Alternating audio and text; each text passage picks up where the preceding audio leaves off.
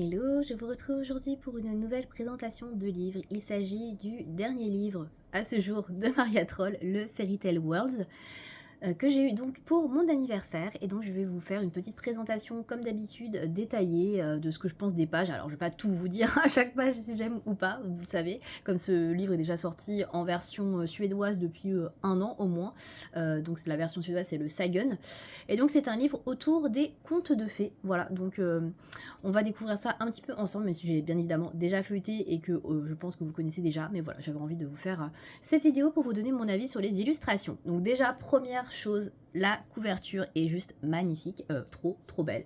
Bah, un petit peu dans la lignée de son dernier livre, hein, enfin précédent livre plutôt, le Shooting Star, où pareil, il était comme ça, avec cette couverture blanche, trop jolie également, donc là je suis trop contente, je le trouve trop joli, voilà. Là. Et derrière, on a donc tous ces anciens livres, alors il n'y a pas le Drum Rise qui est son tout premier, je ne sais pas pourquoi, voilà. Peut-être parce qu'il n'est pas disponible en version Gibbs Smith, parce que là c'est la version Gibbs Smith que j'ai. J'attendais vraiment d'avoir la version Gibbs Smith pour pouvoir vous faire cette présentation. Et donc à l'intérieur de ce livre, on va retrouver 40 a priori contes différents, donc qui sont inspirés des légendes, du folklore alors suédois et autres, et des mythes, voilà, qui sont tout autour du monde. Voilà. Donc, j'attendais avec impatience la sortie de la version Gibbs Smith, parce que moi j'aime beaucoup les versions Gibbs Smith, voilà, je sais pas pourquoi, ne me demandez pas, mais j'aime bien, donc du coup, maintenant je vais pouvoir enfin commencer ce livre. Donc on va tout de suite ouvrir. Donc déjà la couverture est hyper robuste, je trouve beaucoup plus que les précédentes que j'ai eues de Maria Troll, voilà, je sais pas, je sais pas si c'est moi qui me fais un film ou si voilà. J'aime beaucoup l'intérieur avec les petits oiseaux. On arrive direct sur la page de titre avec cette petite jolie fée. Et là, on a un tout petit, voilà, avec To Mom with Love. Donc, je pense que c'est par rapport à ses enfants, hein, j'imagine. Voilà. Donc, le papier a l'air assez épais. Ça va, c'est pas non plus hyper épais. Il est plutôt jaune. Je sais pas si vous voyez. Là, c'est blanc. Et là, vous voyez, c'est assez jaune. Donc, c'est un petit peu jaune. Voilà. Faut le savoir. Hein. Après, ça, moi, franchement, je m'en fiche. Hein, mais faut le prendre en compte. Donc là, vous avez une petite page de Maria Troll, donc qui écrit une petite préface, hein, très clairement, où elle explique où elle a trouvé l'inspiration pour ses contes.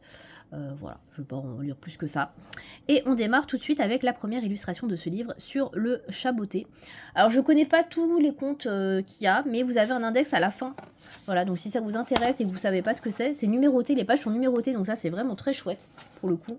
Et vous avez un index ici de toute la liste des contes. Voilà, donc vous pouvez retrouver avec les pages de savoir de quoi on parle et faire vos petites recherches si vous ne connaissez pas. Voilà, donc moi j'ai pas fait de recherche, franchement je découvre le livre. Voilà, je l'ai feuilleté rapidement, mais je n'ai pas feuilleté avec avec beaucoup d'attention. Voilà, donc on commence tout de suite avec cette illustration là que je trouve magnifique, trop belle. Voilà, il n'y a pas de page de nom. Voilà, je l'ai pas dit, mais il n'y a pas de page de nom. D'ailleurs, je viens de le voir, donc pourquoi pas. Donc j'aime beaucoup, voilà, on commence déjà avec une illu que j'aime beaucoup. Alors ce que j'ai remarqué tout de suite, rien que sur la première illustration, alors c'est le trait de Maria Troll qui est complètement différent, je trouve, du trait de ses premiers livres. C'est beaucoup plus fin, les illustrations c'est beaucoup plus petit, beaucoup plus minutieux. Le trait c'est vraiment bien affiné, je trouve, et il y a vraiment une nette différence entre ses premiers livres, donc le Twilight Garden, le Drum Rise ou encore le Botanicum que je possède, et celui-là. Donc je pense que il s'est passé aussi pas mal d'années, hein. Je pense qu'il y a bien 5 ou 6 ans entre le Botanicum que j'ai là, le dernier d'elle, et celui-là. Donc c'est vrai qu'on voit vraiment une différence dans le style. Et voilà, je voulais vous en parler déjà parce que je trouve que c'est déjà assez flagrant. Et ouais, c'est beaucoup plus petit, beaucoup plus minutieux. Et j'aime beaucoup. C'est vrai que moi, j'avais pas acheté de Maria Troll depuis très longtemps. En tout cas, le dernier que j'ai eu, le Drum Rice, il était, c'est son premier, quoi. Donc c'est pas du tout le même trait. Et c'est vrai que là, quand je feuillette un petit peu le livre, eh bien, je trouve que c'est complètement différent. Voilà, c'est vraiment hyper fin. Voilà, donc je trouve que je redécouvre Maria Troll d'une autre manière. Et c'est très sympa. Voilà, c'est très sympa. Et je m'attendais pas, alors je m'attendais pas à ça parce que j'avais pas vu le livre vraiment, voilà, je l'avais pas tenu entre mes mains. Mais c'est vrai que du coup c'est beaucoup plus petit. Voilà, donc on verra comment j'appréhende les illustrations, mais c'est vrai que ça change pas mal. Mais j'aime beaucoup, hein, franchement, les illustrations sont super jolies. On a pas mal de petites scènes de vie qu'on n'avait pas forcément avant. Donc là on est sur réponse, hein, je pense que vous l'avez vu. Voilà. Mais ouais, très sympa. On reconnaît bien le trait de Maria Troll, hein, les petites filles, la façon dont elles dessinent la nature, c'est très Maria Troll, mais c'est vrai que c'est beaucoup plus petit, beaucoup plus minutieux, donc ça change vraiment de son style. Et ouais, je me suis vraiment fait la réflexion directe quand j'ai commencé à regarder ce livre, c'est qu'il y a vraiment une nette évolution vraiment entre bah, ce qu'elle faisait avant et ce qu'elle fait maintenant. Donc là, franchement, je vois vraiment la différence, quoi. J'adore celle-là. Celles-ci, elles sont très belles aussi. Là, ça doit être Jack et le haricot magique, si je dis pas de bêtises. Je crois que c'est Jack, je sais plus son prénom. Faut que je regarderai à la fin. Donc il y en a plein que je connais pas, hein. Donc ça me dit rien du tout, là, comme ça. Donc, je sais pas trop ce que c'est. Après, je pense qu'il y a aussi tout ce qui est folklore suédois. Donc là, on est plus sur la petite sirène. Bon, moi, je suis moins aquatique, hein, donc c'est moins mon style. Ça me rappelle un peu le Droomrise. Il y avait une illustration comme ça dans son tout premier livre. Mais là, celui-ci est beaucoup plus détaillé. Et on voit que le trait, vraiment, s'est affiné, quoi. Elle a vraiment évolué, quoi. Là, pareil, je ne connais pas spécialement. J'avais déjà vu ce nom de conte, mais je ne connais pas. Voilà. Donc ça, j'aime un petit peu moins. Ça, je trouve ça très mignon. Voilà. Là, avec toutes ces petites fenêtres et tous ces arches. Trop joli. J'aime beaucoup. Le petit chaperon rouge, bon celui-là on l'a déjà vu mis en couleur plusieurs fois, enfin même les deux d'ailleurs, on les a déjà vus mis en couleur plusieurs fois. J'aime beaucoup le fait qu'elle ait fait des encadrés pour les petites scènes de vie comme ça, je trouve ça hyper sympa, super mignon. Bah ça j'adore, hein. Ça ces pages-là elles sont super mignonnes, vraiment c'est ce que j'aime. On a celle-ci, là je sais pas exactement ce que c'est, ça ressemble un petit peu je dirais à Pousselina mais je suis vraiment pas sûre, voilà. Donc j'ai pas regardé spécialement les détails, donc là j'aime beaucoup parce qu'il y a ces grosses fleurs qui sont magnifiques. Donc là, je pense que ça doit être peut-être le vilain petit canard. Je ne sais pas. Moi, j'aime bien aussi. Donc je connais pas tout. Hein, donc il y en a... voilà.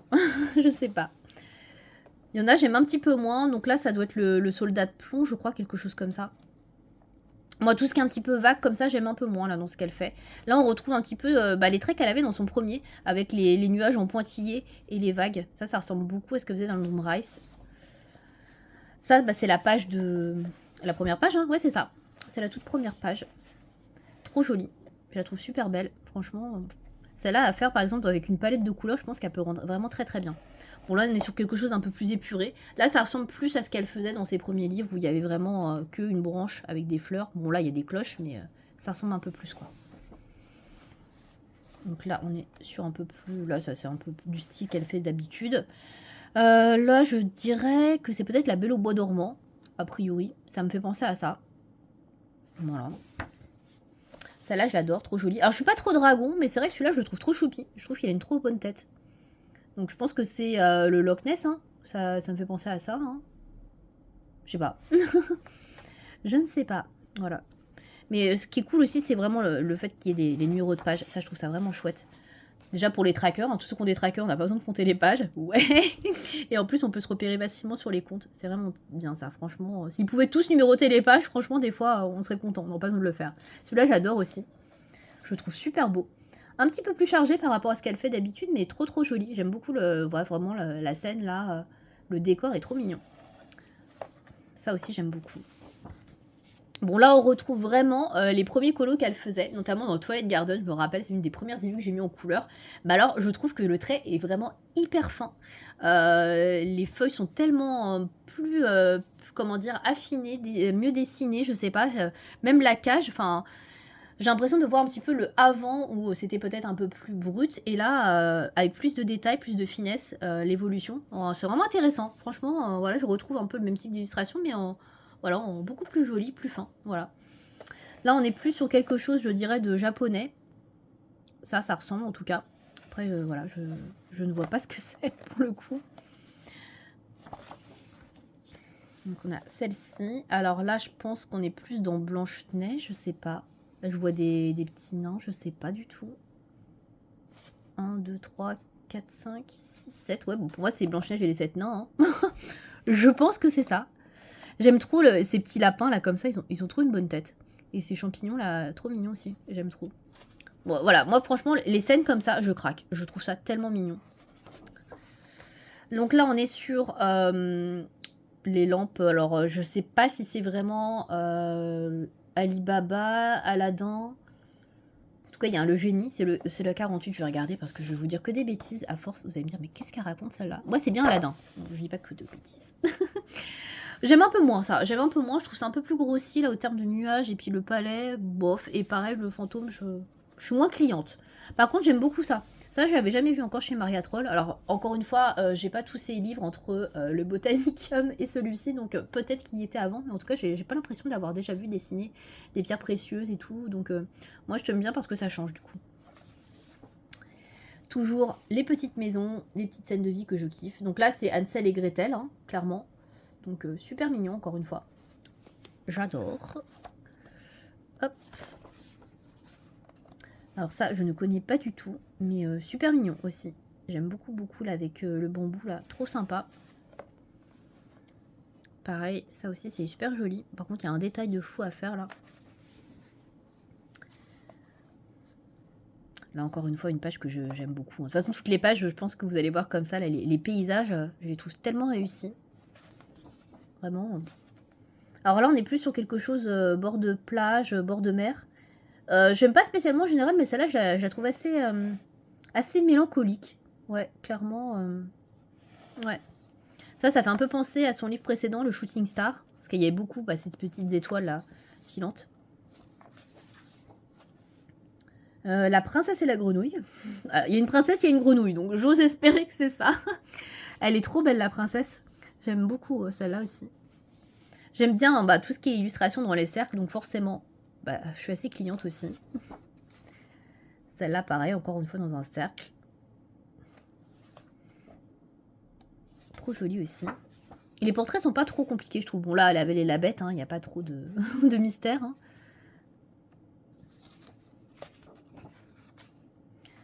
Bon, voilà, je vais pas vous dire que j'aime, mais oui, oui, forcément. J'en ai jamais fait, par contre, des petites scènes comme ça dans Maria Troll. Donc là, il y en a beaucoup à faire dans ce livre. Donc je vais avoir le temps de m'entraîner, de voir comment j'appréhende ces petites scènes de vie. Mais elles sont vraiment très belles. Bon, ça, je connais pas trop. Enfin, en tout cas, ça me dit rien. Ce qui est un petit peu dommage, par contre, c'est que je trouve que les arbres sont tous un peu faits de la même façon, vous voyez. Il y a toujours des petites fleurs dedans. J'aurais aimé peut-être avoir des arbres qui changent un peu plus. Vous voyez, il y a toujours des petites fleurs. Attendez, voilà. Il y a toujours les petites fleurs, là, dans les arbres, là. Ça, c'est un peu dommage. Peut-être s'il y avait un bémol à faire, c'est peut-être ça. Un peu moins de petites fleurs, là, dans les arbres. C'est un peu toujours le même modèle, quoi. Je dirais que c'est peau d'âne, mais pas sûr. Je sais pas. Moi, c'est bizarre. Parce qu'il y a des oies. Non. Pas certaine que ce soit ça. C'est quoi? C'est la 68. Allez, on va regarder. 68, les 3 signes. Je ne connais pas du tout. Bah voilà. Écoutez, on découvre. Hein. Celle-là, bon, j'adore. Hein. Encore une fois. Ça fait un peu Game of Thrones, je sais pas. Qu'est-ce qu'on en pense avec le dragon, là? C'est quoi, cette 70? The Missing Bride. Ok. Bah écoutez, je ne connais pas. Jamais entendu parler. Faudrait que je me renseigne, ça pourrait être sympa. Bah, je pense que si j'en colorie que je connais pas, je me renseignerai un petit peu sur le compte pour savoir l'histoire. Elle est trop belle, elle, je l'adore. Trop, trop jolie.